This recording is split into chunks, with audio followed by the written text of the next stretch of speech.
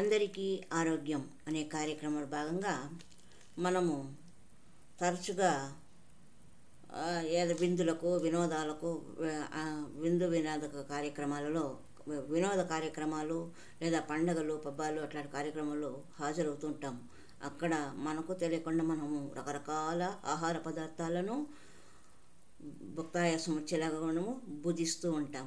అవి జీర్ణం కానప్పుడు ఏ ఆహార పదార్థము తీసుకుంటే మనకు అజీర్తి కలిగి అనారోగ్య పాలమవుతాము, దానికి విరుగుడుగా వాడే పదార్థాల గురించి తెలుసుకుందాం. మనము మసాలా తిండి బాగా తీసుకొని జీర్ణం కాకుండా ఇబ్బంది పడుతుంటే ఆ సమయంలో ఒక గ్లాసుడు మజ్జిగ తాగాలి. ఇక కొంతమందికి బియ్యము జీర్ణం కాలేదనుకోండి, అటువంటి వారు ఒక నిమ్మకాయ దెబ్బను నోట్లోకి వేసుకోవడం.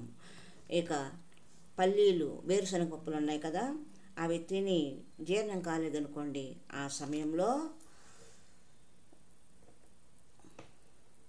అంత బెల్లం మొక్క నోట్లో వేసుకోవాలి. ఇక ఎక్కువగా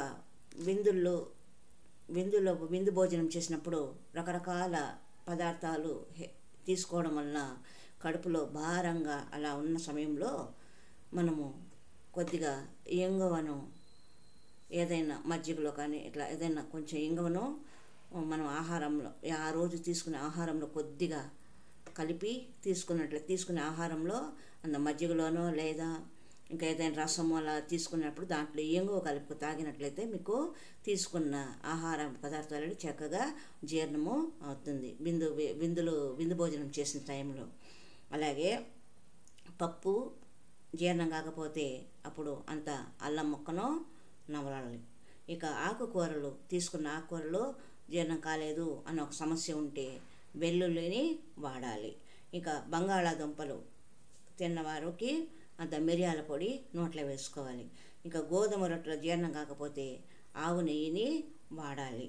ఇక ఫాస్ట్ ఫుడ్లో తీసుకొచ్చిన ఆర్డర్ పెట్టి తెచ్చుకొని తిన్న ఆహారము జీర్ణం కాకపోతే అప్పుడు ఈ పుదీనా ఆకులు కానీ లేదా పుదీనా పచ్చడి కానీ అలాంటివి తయారు చేసుకొని కొద్దిగా తీసుకోవాలి. ఇలా చేస్తే మనము తీసుకున్న ఆహార పదార్థాలు చక్కగా జీర్ణము అవుతాయి అని ఈ విషయం ఆరోగ్యం చిట్కాలుగా భాగంగా తెలుసుకోవడం జరిగింది.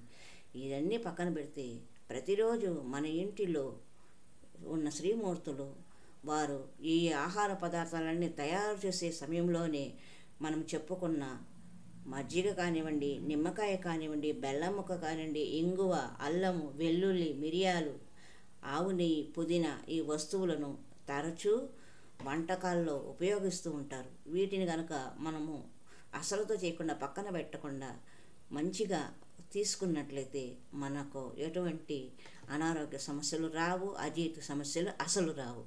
ఇది మనం తెలుసుకోవలసిన ఆరోగ్య సూక్ష్మం. హరి ఓం తత్సత్.